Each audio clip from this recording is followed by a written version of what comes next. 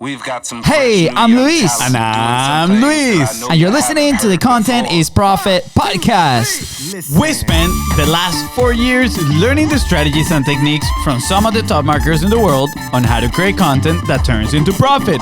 And today, we're bringing them to you so you can take action immediately and start creating real content momentum. If you'd like to learn more about how to turn your content into profit, go to contentisprofit.com. Oh, yeah. Today, we have a special treat for you. Today's guest might be one of the most ambitious people we've had on Content is Profit podcast. He was introduced to us by none other than that Pablo himself. He's actually the second guest we've had in studio. That is a big round of applause. That's right. Today's guest is an incredible entrepreneur that has built multiple seven-figure businesses before the age of 25. That's not even the best part. Just listen to some of his life goals. They are incredible. That's right. He wants to ensure everyone in the world has access to clean water, provides so much value in the world that he becomes a billionaire and run for president in 2052 and win. Dude, I love these goals. I love these goals. Love it. So much focus and clarity. Absolutely love it. Please welcome founder and CEO of Rabbit and 19 podcast host. We're still debating on the name, right? And probably one of the most honest and straightforward people you'll ever meet, Nathan Ruff. Welcome, Nathan. Yo. I love this because on the form you put that you didn't like the hype, right? And we're like, we're gonna hype him up. No, but here's the thing. You say I don't like BS or fake hype. I think like this is real hype. Okay. Yeah, right. I should have put just I don't like hype. Oh, okay. Well, too bad. We're not live. I'm sorry. Dude, Nate, first of all, thank you so much, man. We're honored to have you here in the studio at home. Yeah, are you now I move the mic so I can face Nate. Yeah, we're super honored to have you here, man. Thank you so much for making the time and coming this way. Yeah, it's good to be in Jacksonville. Really thankful I picked the coldest day of the year, pretty much. the year to be here. That's real convenient for my getting a hotel on the beach, but it is what it is. Yeah, absolutely. It is a beautiful place, except these 2 days of the year. So thank you for coming at the end of the day. It's all good. Right? At least, we're in-house for a little bit. So just a little bit. I mean, obviously, we've learned to, we met you a few months ago by now. And, we've heard from wonderful friends and from you, right? Your take on life and business in general. Why don't you share a little bit of your backstory, like where you come from and how this, like what you do, like why you do what you do now? Yeah. So grew up in Nashville, Tennessee on the outskirts in Bellevue, but still considered Nashville. I hate when people say like, I grew up in Dallas, and it's like they grew up in like another city. Forward, and they're like, I lived in Dallas. Yeah. And it's like, well, that's not Dallas. And so the same way when people are like, I grew up in Nashville, I grew up in Hendersonville. Like Taylor Swift is from Hendersonville, not from Nashville. So with that being said, grew up in Nashville on the outskirts, though, felt, I guess, a lot like Hendersonville. Was homeschooled my entire life. I'm the youngest of 4. My dad was an IT guy. Mom was a stay-at-home mom and an artist. There's different types of artists. My mom's the type that can paint the entire Constitution on an egg with a 1-hair brush. So very fine detail. And I grew up, in a non-wealthy family and knew that I had to work for anything I ever wanted in life and was okay with that. That's a good thing.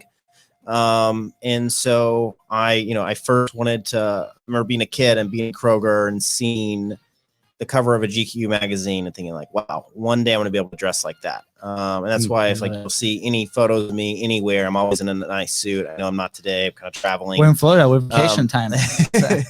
I brought a suit, and this morning I was debating, like, did I put it on? But yesterday was such a long day. I was like, I just don't have the energy. And I didn't want to get anything dirty because I'm going to a funeral, and that's why I packed a suit. Yeah. So anyway, my first goal was my neighbor gave me a Ralph Lauren sweater when I was 11 for Christmas. And I was like, I want more of this. I never had quality like that before. And so that was kind of my started my early ambition.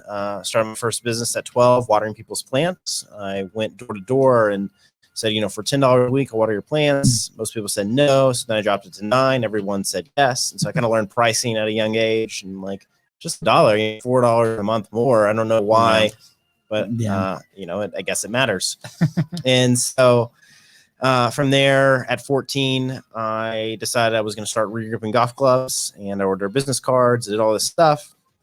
And then I realized I wasn't strong enough to regroup golf clubs. So it's kind of funny. I've just always kind of hopped into things and then figured it out later. Yep. And so in that, I got on Google, and on the 15th page of Google, I found an air compressor attachment where you would shoot the grips in with an air compressor instead of using solvent. Now, solvent smells like gasoline, takes about 48 hours to dry, and I still wasn't strong enough with it. When you use an air compressor, you just use soap and water. It takes 30 minutes to dry, and it doesn't hurt the grip, or solvent over time could crack the grip or whatever. So started reading golf clubs with a new process, which, still blows my mind. To this day, not everybody's using air compressors, which is far better. You just shoot it in. And I don't know to this day if I'm strong enough to rig a golf club on my own. Like I wasn't as a kid. I still don't know if I am as an adult. Started rigging golf clubs, and I volunteered at the golf course I could play for free with the Metro Golf Course. And what I would do is I would play golf all day long during the summer, and I would bet people, hey, if I beat you on this hole, you got to get your clubs regripped. And so I didn't understand that I was a hustler, but I would purposely play bad so that they would accept the bet when I offered it on the 4th hole, which is my favorite hole.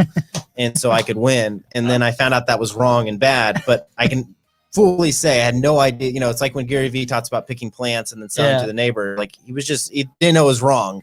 Insane. Didn't know it was wrong. Yeah. And then I eventually started playing with some NFL players and got really into gambling. Then I knew that was wrong, but the money was so good. I was like, well, wow. And so anyway, that was 14, 16. I made a mistake doing algebra, which is just me doing algebra is a mistake. I mean, I still to this day don't understand how algebra works. Started a clothing line, a shirt company, and was able to scale that. And that was kind of my first exit at 17. And then at 18, I was like, everybody who's rich is in real estate. That's where I'm going to go. And I go to real estate school, and I make the most wrong assumption of my life, which leads to where I am now, which is I see 50 people in real estate school, and I think these 50 people are going to need websites. They're going to need logos. They're going to need business cards. They're going to need marketing. They're going to need to look different. They need to build brands. Yeah.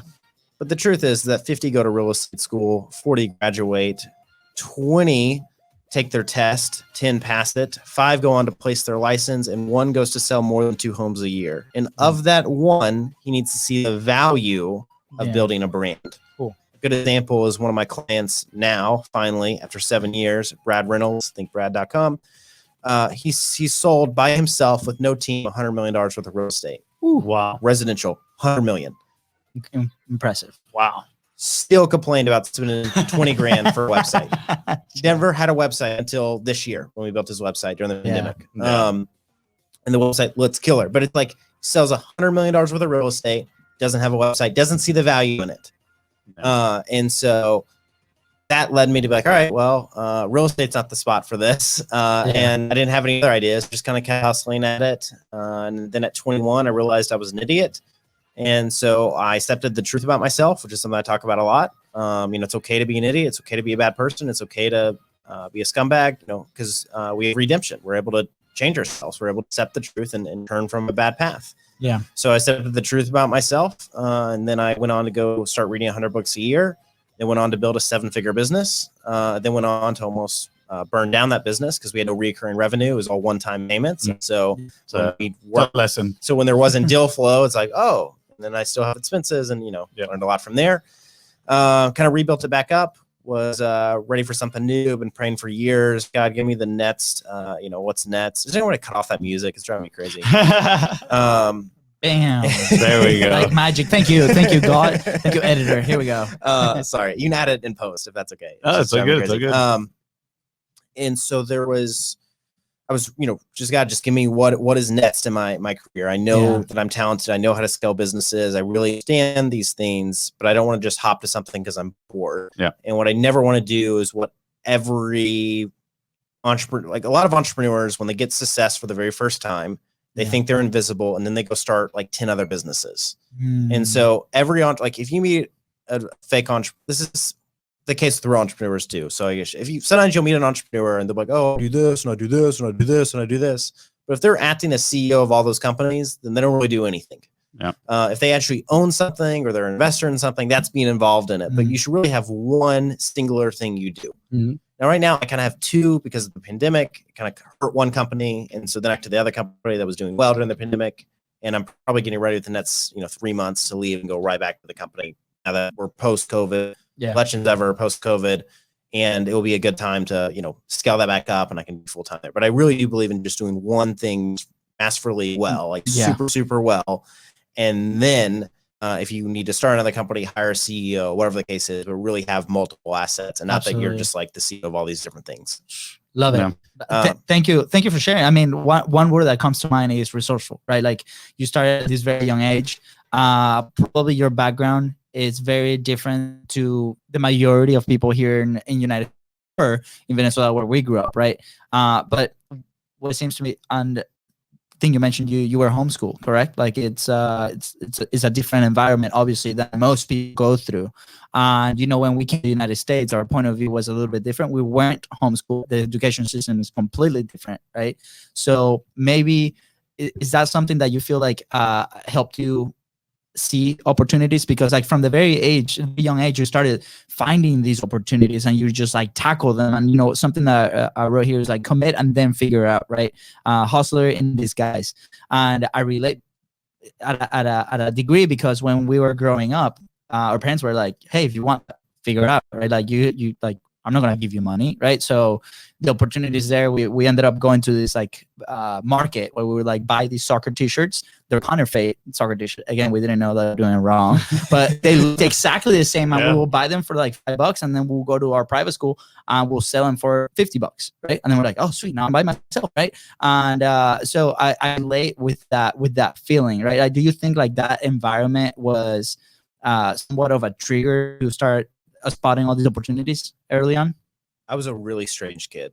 I recently interviewed my dad, and he said that the reason they pulled me out of school is because they just didn't know what to do with me. So a good example is during recess when all the kids would go play with all the kids, I would sit there and talk to the teachers when I was 5 years old. Wow. Like, I wanted to go play, and I wanted to sit there and talk to teachers. My best friend was my 65-year-old neighbor, Charlie. He was like a construction worker. So I was just always kind of an odd kid.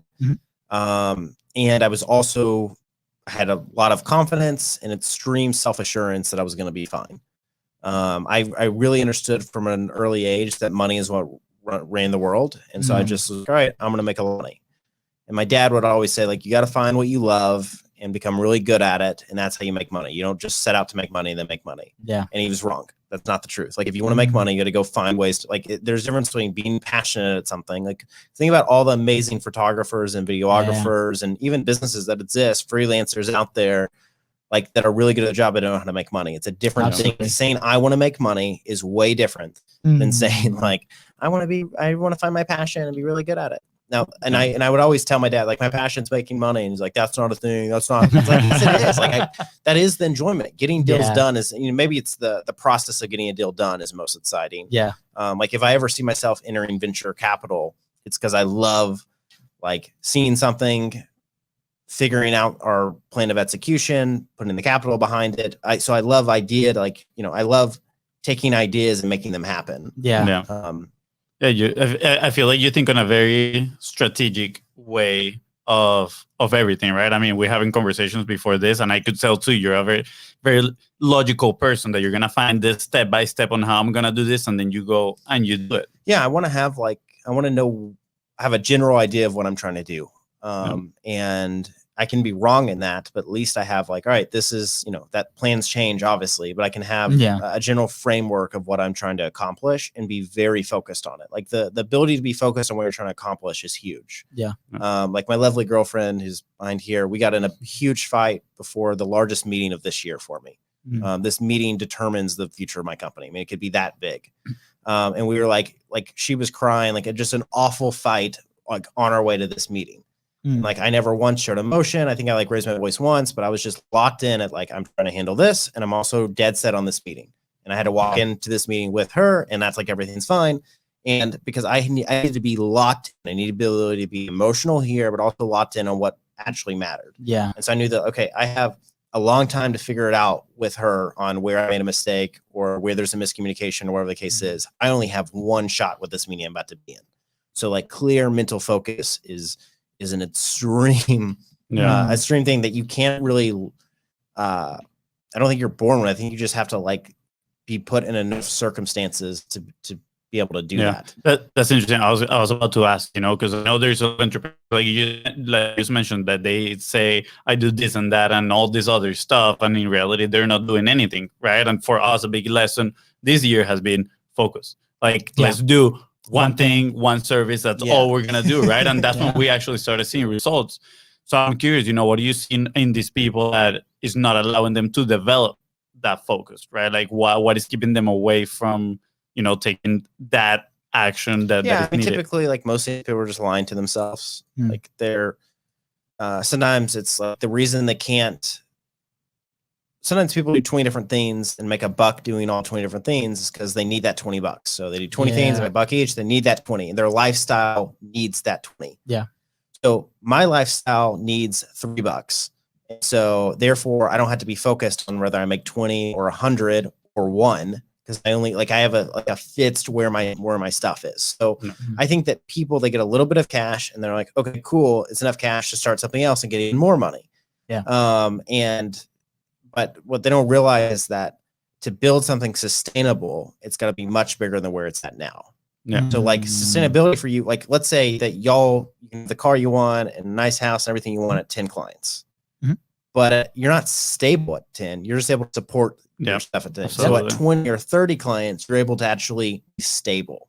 And so I think a lot of people think they're far more stable than they actually are, which means when they leave, that company goes down, and so they're always hustling for the next thing. Yeah. And so you got to focus on like, what does actual stability look like? Yeah. Like, and so for me, stability looks like, if our expenses are 25 grand a month, then I need 75 grand a month cash flow. At least locked in for the next 18 months to 2 years. That's stability to me. That's interesting. And so, because if you think about it, like if you're 25 grand of cash flow and you're 20 grand of expenses, you could you could have no mistakes, and for 5 months, and then just it could be one down month, and you're back to you're then cutting again. So like what stable looks like, and so most people, when I say they're lying to themselves, is they're trying to find what's going to produce them enough money. Yep. And that's why they did one thing. It's like, oh, that's not getting what I want. I'll go to this, see if I can get this. They're always trying to find that one hit. And what I recommend is try to find that in the business you're in.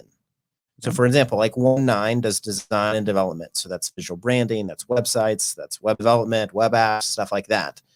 And recently we built a software for a gym that allows them to start and manage referral programs, essentially. So they're able to start their own referral program and manage it. And, when you listen to like Joe Rogan, it's like Joe Rogan, or it's like athleticgreens.com/Rogan for 20% off. So it creates a referral link for every single member of the gym with a free offer on it. Amazing. So it's, in this case, it's TitleNash.com for Title Boxing Club, TitleNash.com/Ruff, and you get 2 free classes at Title Boxing Club. And then if you get your 2 free classes and eventually sign up for a membership, and our system notifies them that they need to credit you or credit me for me referring you. So we built that system, and I then partnered with the owner of Title Nashville, which is the #1 location of all Title Boxing clubs, to go sell to all the other Title Boxing clubs. So it almost is working like its own company right now, but it's still doing the same thing. Yeah. So it's always like, what can you do internally that could help? Like you do one thing really, really well. Yeah. And then look at instead of launching different companies, launch different campaigns inside of your company. Yeah. And when I was really scaling the web design company, we didn't look at like, oh, here's a campaign. We tried 10 campaigns at once and just see if any of them stick. Just kind of always throwing out, like, if all your focus is on one company, you can always be marketing, doing everything for that company. Yeah. Dude, I find fascinating how your mind works, right? Like, and because it's been very rare that we've been having conversations like this one, right? To the positive, and past interactions, like when we met you, you were very clear and very honest. You're like, hey guys, I'm literally straight to the chase, right? Like if I don't like it, I'm gonna tell you. This doesn't mean XYZ. It means this, right? Yep. And I remember we had a call, an example, the music, right? You're like, dude, I don't like that. Like, can you shut it up? I'm like, absolutely, man. Like, and no offense taken, nothing, because it is what it is, right? And I love that. And then the other one is like, we had this side of the process that we implement with a lot of our clients, which has been coming from their feedback, and maybe because of our technical abilities, right, cannot be better or like at another level, right? It solves a problem.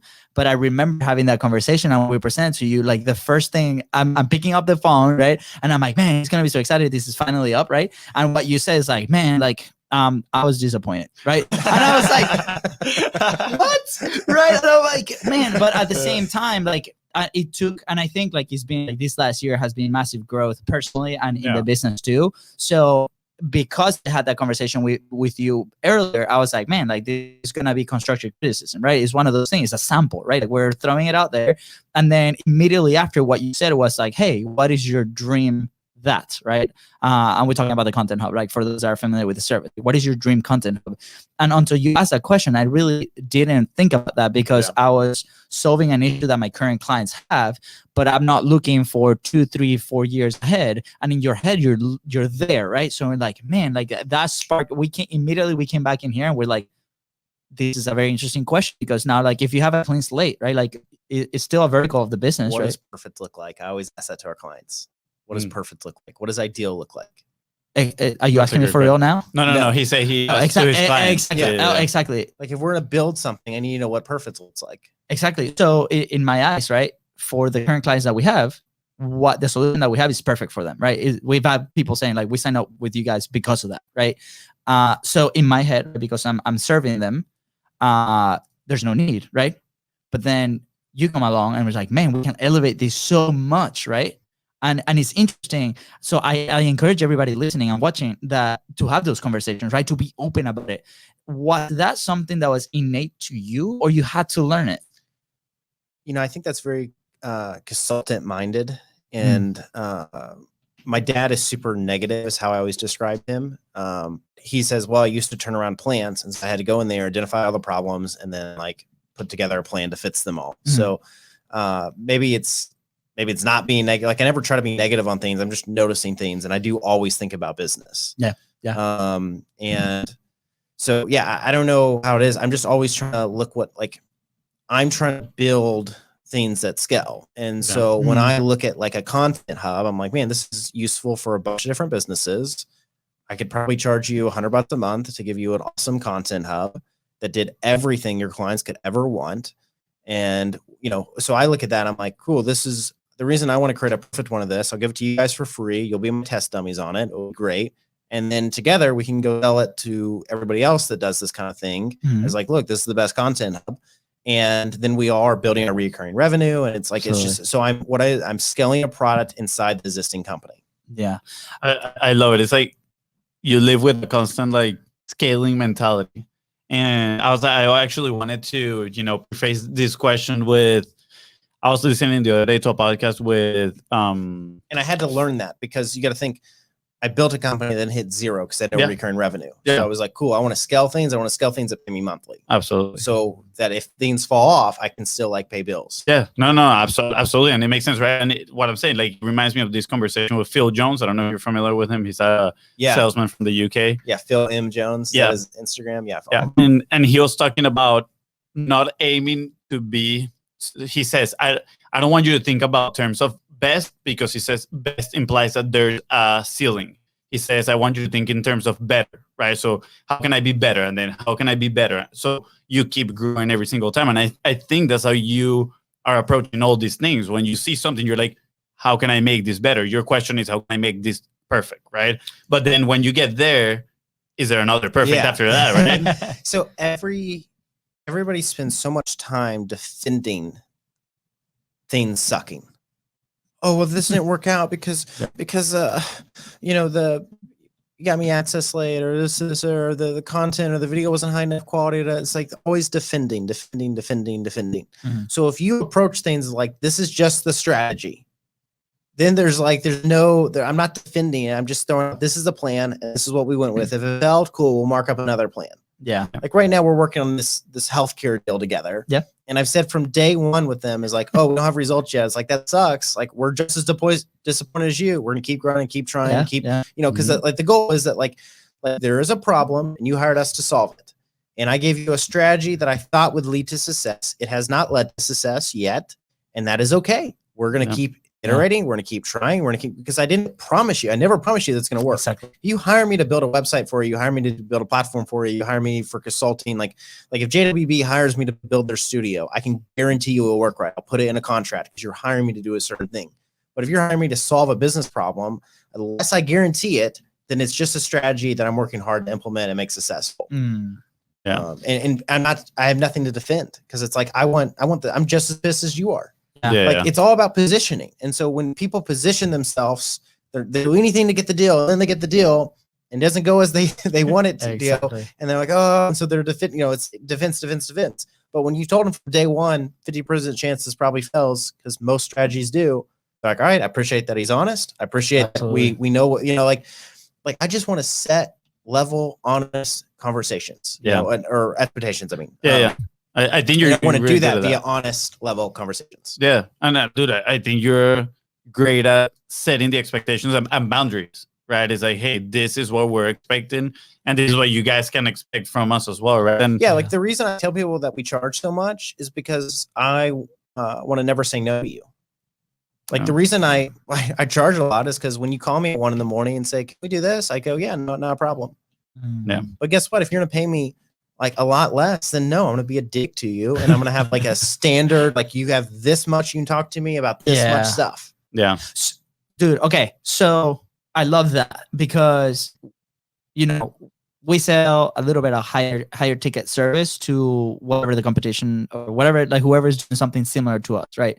One of the things, like, you guys have access to us, right? Like, and with a lot of people that we've been like helping with the platforms and do this, there are people that are starting up with like a service or something, right? And a lot of people are really scared to jack their prices up, right? For example, right? I'm gonna give you an example. We're working with this coach in Colombia, right? That he lived in the corporate environment, and he had like this massive desire to coach people, right, on his thing. He has a thing called LMT, right? But he didn't know who he wanted to coach, really. Like, he didn't have like a dream client. Like, it was like, I just want to coach people, right? So we're like, okay, start publishing. That's the first thing that you got to do. Start saying your message out there, see who resonates with this. So he starts doing it. He does 45 days of straight Facebook lives. He gets some responses here and there, starts crafting his message. And then he launches a podcast, right? A platform, which in South America, it might be like less people might be doing it than here in the States. And that elevates your status, right? So with that, right, as you're elevating your status, as you're elevating your trust factor, like your different things, right, you could potentially charge more for whatever service, right? So then he ends up in a conversation with a human resource manager of a massive company. And this human resource manager was like, hey, we want to hire you, right? We've listened to your content. We've been around this, and we trust you. We understand what you're saying. And I think like you could add a lot of value to our team. Well, the team was 200 people, right? So it's the first time in his life that he's selling something for a company for 200 people, right? So in his mind, he's like, I don't know how much I'm going to charge, right? I have no idea. It's the first time I do this. So he says, he's like, hey, I want this to be a long relationship, right? So you come back with, a proposal, right? Like, and we'll make it happen, right? But in his mind, he's like, I have no idea what to charge you. So the reaction of that other person was like, man, like, I don't know if we can afford you. Right. And then they come back with a proposal, and it was like almost 3 times more of what he thought he was going to get. So why do people in business, especially when they're starting up, right? And I honestly don't think that you had this problem, but why do you think people struggle so much with charging more? Yeah. It's like, I feel like valuing themselves, right? Like, they devalue themselves. So there's a lot of reasons, but the biggest is you have bills. Like, I need this deal to go through to be able to pay my bills. Mm-hmm. So it's not just about like, I got needs I got to fulfill. And a lot of people miss out on that. A lot of people are like, oh, well, just say no, to the wrong client. No, say yes to the wrong client if it pays your rent. Yeah. Like, having a roof over your head is more important than being happy. It's like, yeah, of course, in perfect world, in dreamland, in Lollyland, like, all my clients are great and they'll pay me a ton of money. It's like, yeah, we have terrible clients. Like, some are just too demanding and annoying, but guess what? I got bills. Yeah. Like I got a sweet pinball machine in my house. I got a sweet studio because people paid me. And you know what? Sometimes my life is stressful because of it, but it's like, I understand I got bills and that this is the road to it. So like, there's part of it. It's like that people have like, unless you have, a guy I know who he saved 3 years salary before he left his company to start his own business. From day one, he's never accepted one client that isn't a good fit. He doesn't have to. He saved 3 years of salary. Exactly. No pressure, no financial. So financial pressure is why people do that to themselves. If there's no financial pressure, people don't do that because it's only about the deal, the value you're providing, the client, everything else. Yeah, it's fun. I mean, I was gonna say it's funny that you mentioned that, but it's not really fun. Like it's real, right? Like we experienced that. At first, we're operating from a place of need a few years back, where every opportunity was like yes, yes, yes, right? And through that 1,000 yeses that we said, we were able to discover what we're really good at first, right? So we're like, then we started filtering the people like, well, we don't do that anymore. You can go here, right? And then we really focus on this, and then it was like narrow it down to the type of content that we produce now. Like you're very familiar with it. So people come in like, hey, you guys do content. Can you guys do a wedding video? And we're like, absolutely no. Right? We can send you to like Nate's photographer and videographer. That's amazing. By the way, we're gonna put the link of the video we're just watching. If you let us know, you put it in the comments, which is amazing. Anyway, so through that journey, right? Like we learned to do that. And then when we came to a place of abundance where we like filter the thing through execution, right? Like you said, you start saying yeses. Then we got to this point where we're now have the luxury to kind of pick and choose ish, right? Or have the conversation with people that we think it will be a great fit for the service, which delivers recurring revenue month after month, right? So you're totally right, man. I think we were in that position and it was challenging at first because of that identity, I guess. Like trying to find it. It's good to challenge. It's good to have tough things. It's good to have bad clients. I have an old employee who texted me like at 1 a.m. last night, and I was asleep, but I saw this morning, and it was just like, oh, I'm gonna quit. My boss is so terrible, and this, and it's like all these things, and I guess she thinks I'm, I don't know. I'm like kind of thinking like, why are you telling me? We don't talk. It's not like we're like, you worked for me, and then like, maybe I wish her like happy birthday every year. Like it's like I'm like I don't follow her on Instagram. Like we're not that close of friends or anything. Yeah. And but she sees, okay, you're a business owner, you know how this stuff works, like and I told her, I was like, look, your boss is difficult, and you're at a large company. There's a way to get them fired. There's a way to document everything they do that's difficult. Go to HR and make a case for it. And so right now you're thinking, life's tough, I want to run from it. When the answer is no, run into it. Like understand that there is a war, and this is maybe, or maybe there's been a bunch of battles, and you've been losing those battles, but the war's not over, and you need to put together a strategy to win the war. And sometimes, like if the problem is your boss, but you like what you do and you like your company, then getting your boss fired or boss reformed, or whatever the case is. She said like 6 people had quit that worked for the boss and all these things. Then the key is to get rid of that boss and make that your target and your end goal. And so it's identifying the problem and then attacking it. Absolutely. I don't know what question I was answering when I got into that. I mean, I think it evolves a little bit about business and how we operate, as far as like, are we really happy with this? Like, do we have the security? Yeah. So that's the thing. It's like the problem is like, oh, I'm unhappy at work. Well, why are you unhappy? Because of one single thing. All you do is need to fix that one thing, which is the boss. You don't need to change what you do. You need to change your pay. It's just this one. You just got to fix that one problem. Yeah. So when people get a bad client, they're like, oh, this client sucks. Okay, what sucks about them? Exactly. And it's like, oh, they never pay on time. Okay, cool. Tell them that I don't do work until I'm paid. Problem fixed. Yeah. This client, they demand too much. Okay, we'll set restrictions on how much they can demand. This client doesn't value me. Well, do they pay you? Cool. Like if they like, why does that bug you if they don't value you? That's a you problem, not a them problem. Yeah. Interesting. And that talks into what you were saying on, people become defensive. It's like, oh, it's because of this, try to put excuses on the exterior when most things is like, let me look inside. Yeah. And I think that goes back to your story when you said you turned 21 and you said, I realized I was an idiot, right? Yeah, I never read before. I just kind of just got by. Like I knew how to make money, but I didn't really know anything. Yeah. I knew how to provide value. I knew how to do what I said I was going to do. I was raised in a household. That's what you did. And so therefore I had good integrity and all these other things, but I didn't have like a clue about how anything actually worked. Yeah. I don't think I'd ever paid taxes before. So I had to pay back like an insane amount to the IRS. Like I just didn't know how things worked. You don't learn that stuff.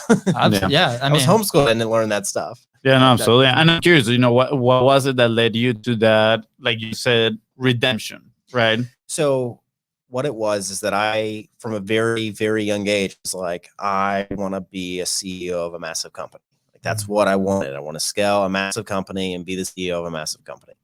And so when I would Google, like, what do CEOs do? And it's like they read a lot. Okay, I guess I got to do that. Gotta start reading. It's one of those things I didn't read because I wanted to read it because I was interested. I eventually got there. Yeah. But I just knew that, okay, everybody who's gotten this role of a CEO, every single person, they read a ton. The average CEO reads 50 books a year. Yeah. And so I was like, all right, well, I don't think I'm going to be any different than that. Now, there's another way to look at it. Another way is you hear Gary Vee say that he's written more books than he's read, and you're like, cool, I'm going to be the massive CEO and not read. But I'm not, again, not good at math, but when I look at how for every 10,000 CEOs, there's one Gary Vee that was able not to read and get there. And my friend Chandler Welling, who just got acquired. Congratulations, Welling Media. Yeah, let's go. And he's partially acquired. Now he's a member in like a fund, and they're an acquired. I mean, it's just a really cool setup. He's never read before, ever. I don't think he's ever read a book. And that's like one of his things. And it's like, that's cool. He made it. I mean, like, insane people, intelligence, and overall great guy. But, so there are, for every 10,000 CEOs, there is the Gary, there is the Chandler. But for me, I was like, cool, I want a better chance. Absolutely. I want to be the chance of the other 9,998, right? Of course. That makes a lot of sense. Yeah, because it's not like there's very rarely there's something special about somebody. It's just they put in the hard work. So why do you think like people avoid that? Because like here's my thought. Like I feel like a lot of people tend to escape, right, from or fight against that, right? Like they see like these people up there, like the CEOs, right? We're very big fans of Business Wars, right? And you have like this novelized like series of like awesome big companies, right, against each other, and you start identifying these traits of the people that are leading that, right? And you start in investigating and like finding out a little bit like what they did, right? So if I want to be there, like what you said, makes complete logic, right? And we think the same. It's like, dude, if we want to be there, like let's do what they did, right? Like for the amount of time they did it, right? Success leave clues, right? Absolutely. But I feel like the majority of the people, right, of the environments that we were in before, try to go against it. Like, no, they did it, awesome, but I'm gonna try it my way. Why do you think people react that way, right? Are they not cut up for that? Like, what's the thing? So I always say we're all broken in need of a savior, and so with that, I think all of us have a little bit of pride in us. All of us have a little bit of ignorance in us. So there's just, we're mankind. Like we're imperfect people. And it's very easy to say the bat's been against, like there's very easy when there's not chaos to want to create it. And so sometimes the pride keeps it. If this is the answer everybody says, then I'm not going to do it because I didn't go to college. Everybody said that was the answer. It's like, well, it doesn't mean that the other side is always the better way. Like I didn't go to college either, but it's like, so there's just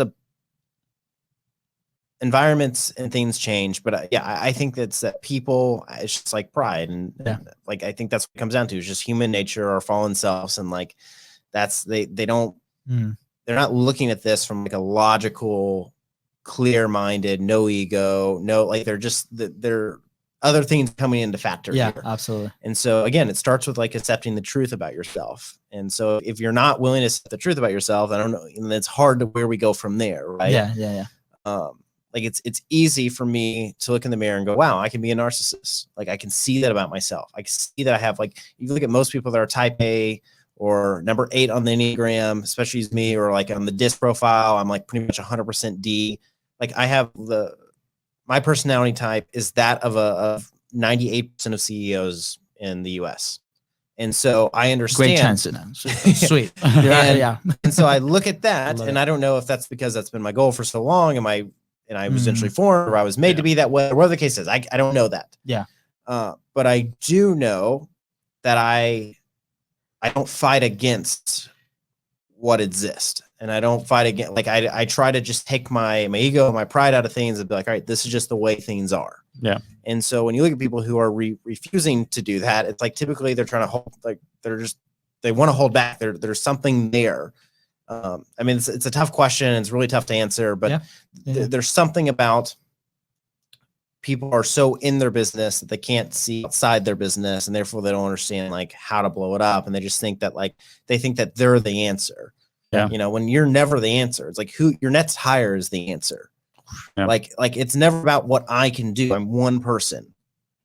I'm one single person. I could die today. Like, it's just like, I don't really matter in the equation. It's really about my next hire. It's like when there's a problem in my company, it's because like a developer messed it up. So what's my answer? Get a better developer. You know, it's like, it's so very really, it's about you. It's just about like your next hire, and these things like sometimes about the sacrifices you have to make. I mean, you know, when I see people that have a company that does $2 million a year and they take $1 million off the table for themselves, it's like, yeah, well, of course your company's never going to scale or grow. You take every bit of juice there could be to grow and keep it for yourself. Like, of course. So until they make that sacrifice to take 200 off the table and still live an amazing life.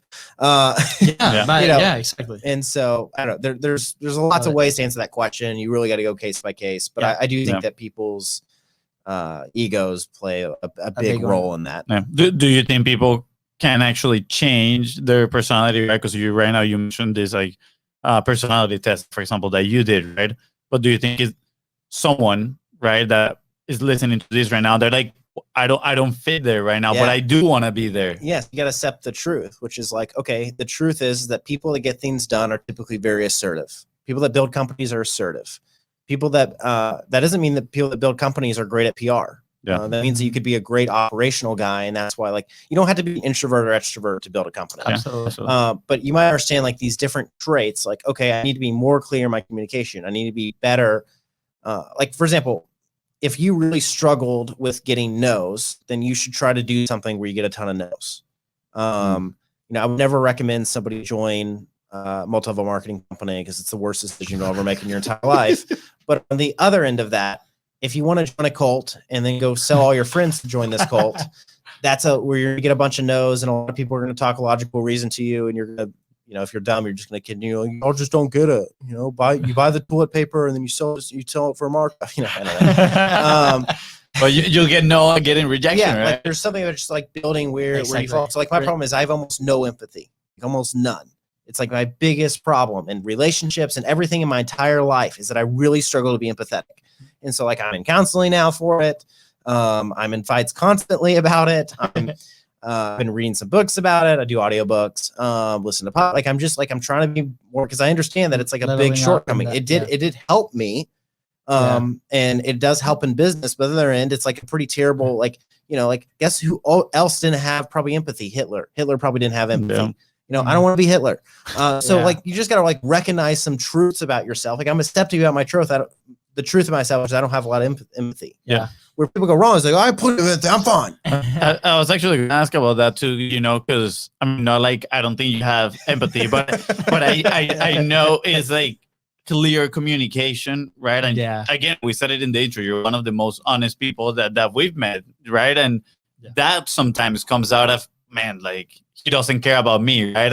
And some people feel that, right? And I'm not saying this because he didn't say that to me when you told him about content. You know, I promise. That's a good thing, though. You have nothing to do with your business. No, absolutely. Talking to George Brand the other day, it's like that's the thing, right? Like, you know, we get attached to other people's results. We don't have to, exactly. right? Like, we don't have. Yeah. And go ahead. Sorry. No. So that was my. I was just wondering, you know, where do you see being empathetic in this equation is, right? But you just answered it. So here's the thing, like how I see it, right? I think I'm too empathetic, right? Like, and I struggle with that for the longest time. Like I used to manage a few fitness locations here in town, and I had a very hard time making decisions because I was too empathetic with the people that were working for me, right? Like I would get to like very close like relationship with them, like, as a friend, and then making the business decision was really hard. Yeah. So it was like the complete opposite. And the reason it was hard is because you didn't set it up right. Exactly. So it's not about, you can still be just as empathetic, but it's about setting it up right. So from day one, you said, look, I'm going to be your best friend. It's who I am. I'm a people person. I love people. I love the team. I'm going to do anything to help you grow. I'm going to do any, I'm going to be on your side 100%. Yeah. But look, one day I might have to make a decision to fire you. One day I might have to make things that I don't control, but I have to, I have to do these things as part of running the business or running these stores, that I have to do this. And I want you to know it has nothing to do with our relationship. We could be best friends and I could fire you. Yeah. Like, that has nothing to do with our relationship. This just has to do with work, and I have to do my job to the best of my ability, and I can't play favorites, because if I play favorites, then there's going to be way more problems. Yeah. Wow. Where were you 6 years ago? Yeah. We didn't meet 6 years ago. I would have loved to use that. But, I learned it the hard way, right? Like I had a situation where, we had to like let go of somebody, and it was like really painful for both of us, right? Because of that, I didn't set it up right. And then, when we started handling the clients, also clear expectations with them, right? Then, because, we have look at the Graham thing, the healthcare contract we're working on. I did not just say that word now. I've said, like, hey guys, there's a good chance that Bobby get rude, because we have all the content now. We have all the micro content. We've done all the interviews, which is Pablo and your guys' job in that equation. Yep. And now they want to keep me on to continue to work on strategy and landing pages and graphics and just, weekly calls to talk strategy, and Bobby on to continue to run every single ad, every single platform to figure it out. Yep. And so I've said that from day one, that there's a chance that because this is a 4-person team, that this team gets divided up on what's needed. They might look and say, okay, we have 300 videos. Yep. I don't think we need to produce more. And that doesn't define our relationship at all. I mean, like, cool, that was a great 3-month contract. We paid on time the first month. Every month. Oh yeah, that's right. Yeah, y'all auto build me accidentally. But shout out to Stripe. Sorry. But there is this thing of like just clear expectations and honesty of like, hey guys, like, as long as our identity isn't wrapped up in this contract, and it's wrapped up outside of this, and this is just a thing that exists, and we have clear expectation of what's going to happen and what could happen, then everything's fine. Yeah, and I think that leads into strategic partnership. I was going to ask you, like, what does that mean to you, right? And at the end of the day, like, that's an entry point, right? Like, now our relationship is at a different level, personally and professionally, and that can lead to other opportunities. So what does that mean to you? Like, what is a strategic partnership to you? Yeah, so think about who has your customer, and then partner with them. A good example is, if you own a gym, then there's a good chance that Smoothie King and the fitness shop, what's a vitamin shop, vitamin store? GNC, vitamin shop. Yeah. So there's a good chance that if you own a gym, that GNC has your customers. So your first move should be, how do I partner with GNC? Because see, I want to do things that scale. And by that, I mean, I want to do one partnership that can lead to 100 memberships. I don't want to individually sell gym membership to one person, another person, another person, another person. I want to do things that it's like people working for me through partnerships. So a good example is, hi, I'm a photographer and I do corporate photography for tons of businesses. Hi, photographer. If you refer me web work, because all these people need websites, and they might be hiring you because they have a new website, but they're not happy with their new website after it launches, and we can manage existing websites. We don't have to build it. You're going to work with people that everybody you work with at a corporate photographer has a website. I'll give you 20% of the total contract. So a $50,000 website, you're gonna have a pretty nice payday. 20% of that, 10 grand. Yeah. And all day long, because that's what my sales guy would get. My sales guys would get paid 20%. So I offer the same thing to whoever the marketing partner is. Yes, of course. Same for you guys. If you all refer to me web work, I would give you 20% of the deal. And so that's a strategic partnership. Take notes, Fonzie. Good. So that is a strategic partnership where it's who has my customer. So I want to do things that get me that you're selling for me, so I don't have to sell anymore. And so when you look at like American Express Platinum card, gets you gold membership at Hilton. It gives you $40 off at Ray-Ban. It gives you all these things, because Ray-Ban goes, okay, we can run all these ads and all these things to give people $40 off, or we can go to Amex and say, hey, give all your card members this discount. And so Amex goes, sweet, all our card members just got this discount, and it's just there, and we get access to their millions of customers. And so, and on the back end of that, they're probably going to cut all the revenue from that order when that promo code's used, whatever the case is. But strategic partner, look how every big company does things. Like, they use strategic partnership. Yeah. And look at a paint shop. You'll go there and say, hey, I want to get this paint. And they go, okay, well, you'll need to get your bumper repaired. And we don't do bumper repair, but that company does. Look at doctor's offices. They go, hey, you need to be on these drugs, and we recommend this pharmacist. Yes. Yeah. That's a strategic partnership. That pharmacist went to that doctor and created a strategic partnership. That's how companies grow. Yeah. Companies grow via strategic partnerships. So when you ask people like, how are you planning on scaling? It's like, oh, word of mouth. It's like, cool. Well, you're not going to scale. Like, have fun. Like, I treat people amazing. Like, nobody's ever like let's say almost no one is ever upset over something, we do, or we mess up kind of thing, or we make a ride if we were to mess up. Like, that almost never happens. We do everything right and by the book, and we're really good at taking care of people. Guess what? We very, very rarely get referrals. That's why we offer 20%. That's why we're always trying to create partnerships. Yeah. So a good example is when I blew up the agency, how I did it was through doing white label services. So I'd go to other agencies and I would go, look, I know for a fact that you don't build your websites in-house and you outsource some shitty group in India, and you feel bad about it because it just feels gross that you're paying somebody $10 an hour in another country, not supporting the local economy. So let me tell you this, we got a group of US developers, and we do the exact same, and we're a little more expensive, but not a lot more expensive. Yeah. And I want you to send the white label work to me, and it will still, we'll still do all the work, and you still get to put your logo on and say you did it, but we want that work. And so those strategic partnerships.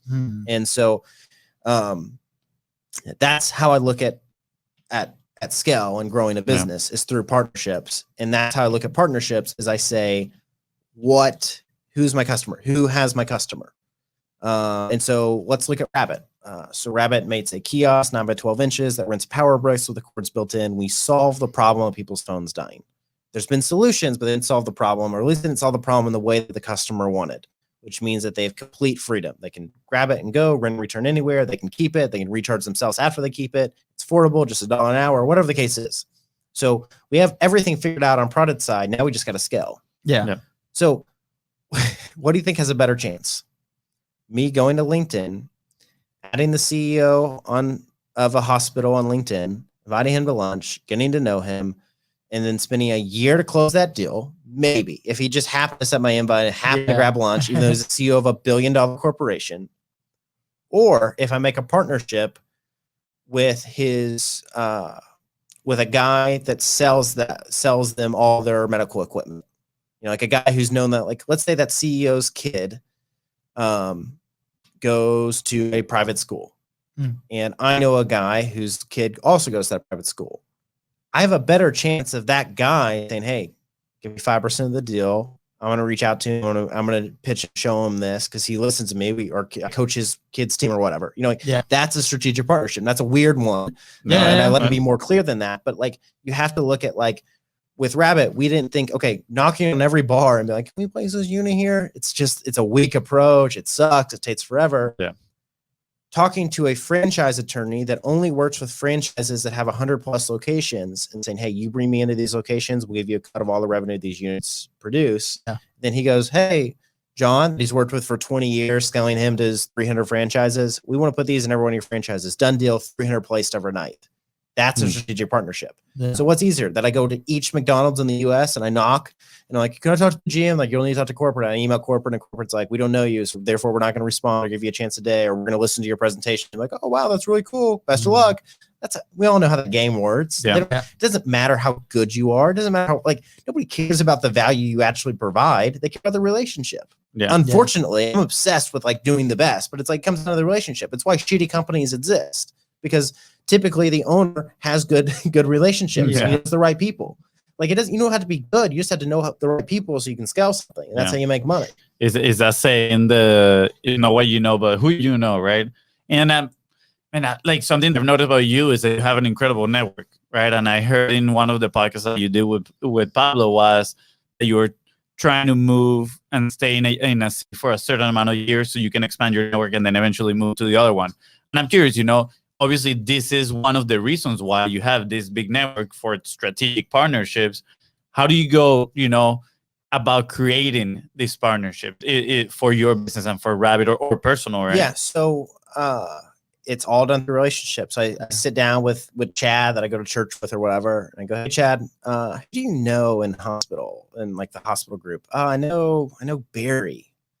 Man, would you make an email intro to Barry for me? Just tell him I'm working on something cool. I'd love to cut him in on a deal. Hey Barry, Nathan Ruff, I brought you a carrot. This is how it works. I know you have the relationship to be able to get this everywhere. And obviously I'd want to pay you for that. And, you know, we might need to get to know each other and you need to use it yourself. So I'm even willing to, I got a kiosk, extra kiosk in my car. You just want to put it at your house. It's unlocked to do unlimited free rentals. Just play with it yourself. You know, thankfully people get the concept of Arabic. This is the coolest thing ever. It doesn't exist. With web design, it's a little differently, but I'll answer the question for Arabic because it's a little easier. So it, there was a guy that was ever there's a banker. And he was trying to get me to bank with him, which is great. When somebody's trying to get you to switch to them, you can leverage it. And I was like, well, maybe if you make some intros for me, that'll be great. And so he made actually 5 really high level intros. One got me on Shark Tank. Apparently, I mean, I'm not legally allowed to ever say that. And I would never, you know, it got me on a Shark Tank like show or a show. It got me on a show. That was like Shark Tank, you know. Anyway, that's all I can say about that. So he made that intro and he made another intro. That intro was a guy that was over a payment processing company with 400,000 merchants. And so I said, hey, it'd be really cool if your payment processing company could just place all our units and all your merchants. Just throwing it out there. I mean, you know, it's kind of like, you know, it'd be cool if you gave me that Ferrari over there. But see the difference between, if you ask somebody for a Ferrari and they gave you a Ferrari, I pretty much stole it. I didn't do anything for it. I didn't do any work for it. So you have to create a fair exchange. And so with this, it's saying, hey, I would love to go live at all your 440,000 merchants. In exchange, that's probably about $400 million a year in revenue for us. So do you want a percentage of our company? And therefore, if we sell for $1 billion, because let's say we sell for 2x revenue, that you have a big exit, or do you just want a percentage of all the revenue produced at all the units you place? And what could that look like? Or do you want something else? You know, it needs to be a fair exchange. I don't want you just to place 4,000 units and get nothing in return, because I'm always going to feel bad. It's going to feel weird. I want a fair exchange. What does fair look like? And so the conversation is always just around partnership and around almost it being a new business partner. With the software we built for Title Boxing Club that we're now selling to all these, we hope to sell to all gyms, but we've been selling to other title boxing clubs because it's been easy. Me and the owner of Title Nashville, Tyler, who's the #1 franchise in the nation for several years, it was like, okay, I want to partner with this on you, and I'll give you a high percentage of all the recurring revenue. You make nothing on the one-time fees because that's like actual cost to get it set up. And then, you know, we just split the recurring revenue that comes from the product we sell. Like strategic part, it made sense to him because he's like, cool, I already have all these relationships and I'm not monetizing. Here's a chance for me to monetize them. Made sense for me because I've already built a product and I'm ready to get out there and make more, you know, everybody wins. So that's a fair exchange. Exactly. And that's the other thing is like actually monetizing relationships. And so like you can have all these relationships, like Condoleezza Rice, probably like she's the only woman member of Augusta National. Like her network is insane, but because she's not a corrupt politician, her net worth is only like $1.5 million, $2 million. Like, you know, for somebody who's like the only female member of Augusta National, which is a pretty crazy thing, but she doesn't have any way to monetize. She doesn't do coaching. She doesn't do buyout. She's, you know, she's not the Clinton family. Sorry. But that's what I'm saying. It's like you gotta have a way to monetize an audience. And so, and the more people you know, the more you can help other people. So for example, yes, I might get paid when I refer somebody, but the thing is that because I actually don't care about, my dad got screwed over by someone, and as everybody put this guy that got screwed over, including my dad, on a pedestal. So one of my early life lessons was don't put people on pedestals. And so the truth is, your SD card limited, space remaining. We're good. So the truth, about 15 minutes. Okay, we're Gucci. So the truth is that if another company comes along and they do the same amount of work as you or better for a cheaper price, I'm going to go with them. Your relationship doesn't mean anything to me in that regard, because I have to do what's best for the interest of my client and best in who provided the most value. Now, because of a relationship, I'm going to go to you and say, look, their work's about the same and the price is cheaper. And I've had that happen to me. People say, look, Nathan, like they're doing the exact same thing as you. Their work is great. And they're $5 grand cheaper. And I'm like, go with them. If it doesn't work out, you can always come back to me. I'm not, Yeah. I'm not going behind your back. We're having an honest conversation about this. Absolutely. And so it's just about and some people, they only when you only refer your friends, then you typically get it's just a bunch of shitty referrals. And so it's not about who voted for who for president or somebody's president. It's not about anything. You remove all politics of everything. Yeah. And it's just about the value they provide. So I'm looking for a green energy consultant. All right, here's this dude that thinks socialism is better than capitalism. A view that I don't have at all. I think capitalism is how you solve all the world's problems. Yeah. But if he's really good at green energy consulting, and he fits what I'm looking for, I'm going to refer him. Yeah. I'm trying to make the right connections, even if my best friend does it. But if my best friends might be too pricey or not a good fit or whatever the case is. Yeah. And so you can't, when you build relationships, they have to be very real, genuine relationships, but you also have to have clear guidelines. You're not just going to refer people because you know them. Yeah. Absolutely. I love that. And I think that, that opens a little loop here because we know you're starting a podcast, right? And is this part of, trying to get in contact with more people, build more relationship and build strategic partnerships? Yeah, the reason I want to do long form relationships or long form content in podcasts, like 3-hour podcast, is because I realized I invited all these CEOs on a podcast I had a couple years ago, and nobody knew why they were successful, no matter how big their company was. All of them never strategically thought about most things in their business. They just found out how to scale or how to whatever. It's just very wow, you have a $10 million business, you have a $50 million business. And you don't have a clue about, it was just kind of it was amazing how it just shows that in America, because we're capitalist, all you have to do is decide you want to be successful and you can be successful. All it is a decision. Yeah. Because I saw a bunch of people that really did not strategically think about most things and they were running $50 million companies. And it was these short, ask the same question every time. And it got really boring and just everybody's got the same story. Nobody has real answers. And so I decided, man, I actually want to give up all the interview BS that you do and I do, think about when you and I just cut all of that and sit back and be like, so you ever cheated on your wife? Why'd you do that? Were you in a really bad spot in life? How did you get there? What led to that? What led to redemption? Yeah. That's going to be a 3-hour can of worms right there. Absolutely. And so I just wanted to get to know people and film it because that's real content that people really relate to, one. And two, it's me and this dude that doesn't know each other talking deep life stuff for 4 hours. Yeah. And so that takes me growing that relationship exponentially quicker. Yeah, absolutely. It's the reason I do a bunch of things. So it's my key to growing relationships, and it could change, but right now it's podcast, poker nights, and dinners. So I want to invite a bunch of people over for poker because it's 4 hours of us just, getting to know each other. Yep. Same way playing golf with somebody, it's 4 hours on a course. The difference with poker is it's 12 people around a table where you only have 3 other people playing golf. And some people get so into golf that they can't really think right. And so you're not, because they're so frustrated or whatever. Where poker, it's most people are pretty chill playing poker all the time. They can focus because the first hole you don't play good, and then on the fourth one you're you want to bet. And so poker night and poker night and there's dinners. There's Podcast, there's poker night, podcasts, there's poker nights, there's dinners. Dinner's the same thing. A lot of people, community, food, long form stuff. Why did I put a pinball machine in my home? I bought a pinball machine from 1957 for $800 on Facebook Marketplace. And it's all mechanical and it's super cool. Yeah. I've never played ping pong in my life. I just thought it would be a cool thing that maybe anybody in their 60s, typically in the 50s, maybe somewhat 50s, depending on where they grew up playing pinball a lot. This was a thing you did. Yeah. If you I guess as you grew up in the 70s, because if you're in your 60s, you'd grow up in the 70s, I think. I'm not great at math. And so I thought, okay, who's the CEO of most companies? They're in their they're in the 50s and 60s. So I wanted to come home, see that, and then be oh, this is so cool. I'm doing anything to relate with. I'm doing, I'm very strategic about all this. And it's the reason, I bought a super dope cloud couch.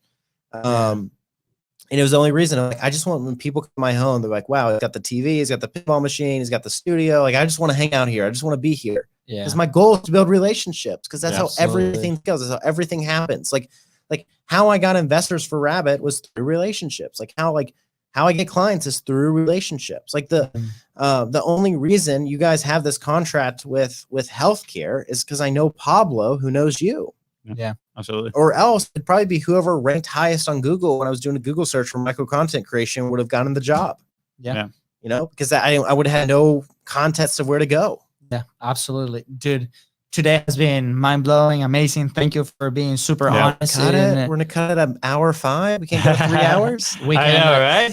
I mean, we said you're down. You're leaving Saturday, so you know we need to ask the girlfriend. Is she okay with that? Right? She's like, I'm used to this. Like, let's go. I am curious though. So you said right, podcast, poker night, and dinner. Where do you usually take people for dinner? I mean, at my home, yeah. So so it's at your big dining room table. Okay, my plan cool. is just to like my girlfriend, who I won't say her name. By the way, I never mention my girlfriend by name or anything. Tag her on Instagram, and it's just because like when I do stuff that's controversial, I don't want anybody trying to kill her, and so like I never mention or post photos only for her security. If everybody, like, I have a girlfriend, I fully state that everywhere. They secretly have the Men in Black machine, so like they'll do that to us when they leave the studio. And so anyway, my girlfriend's an incredible cook, and nice. and I love I love ice cream that I buy from the store to serve after. And so I can see here in your page that your favorite flavor. Now, what's your favorite? Is salted peanut butter with chocolate flakes. There we go. Oh, delicious. Only from Jenny's. Only from Jenny's. We're gonna so I look at dinners as, whether it's smash burgers or it's tacos or it's pasta. I mean, it can be simple, but everybody loves a nice home cooked meal. And I think it's just a good way, like community. We haven't had anybody ever yet. Cleaners, I say this. We got to Dallas and we're still getting settled in, and we're pretty much there. We're traveling a lot. Come January, we can really start to test some of these theories. If they don't work, if nobody wants to come to our dinners, or I can it's cool. We'll do something else. Absolutely. It's all about trying. We told you yesterday we have 2 people that we think are gonna be a good fit for trying those dinners at your house. So we'll definitely make those introductions. We'll make those introductions, man. And again, this is the reason we had to end this. Well, part 1 is I do have a call, so that's it. Like it just sucks because we were able to book you in your busy schedule with our schedule, but this we need to repeat this 100%. I can only dream of a studio like yours next time you come in. So after you consult with JWB, maybe we can get you in here. Like, Nate, what's up? What's the Biz Bros vision here for the studio, man? And I appreciate you for everything that you've done, everything that you talked to. I think it has been probably one of the most honest conversations that we've had here on the show. I appreciate you for that. Yeah. Thank you. From doing it in a different setup, to not background music, man, and it's okay, right? Because I love it. It's about the material, it's about the conversation that we can have. So how do people connect with you? How can people find out more about you, about your companies, about what you guys do, or about Rabbit? Yeah, so nathanruff.com, nathanruff.com, and that redirects to match your website, which I won't say because it's just difficult. And then my Instagram at the Nathan Ruff, use that a lot. And then my number is 615-280-0878. You can just text me or call me or whatever. That's obviously not my main number. So I do have an iPhone. So when you're like, oh, it's lights up green. Yeah, I'm not going to give you my iMessage number, but that's my second number that you're welcome to text or blow up. And I could block you or whatever the case is. But I want to be easy to access. So that's kind of the best way to go about it. Yeah. Awesome, man. Thank you again so much. I appreciate you guys coming here to the studio. And with that being said, guys, thank you so much for tuning into the Content's Profit Podcast. Go ahead and subscribe. Smash that subscribe button. And follow us on social media at BizRosCo. That's right. And if you find this episode impactful, which I am sure you did, please don't forget to share it and leave a 5-star review. Thank you. Thank you, guys.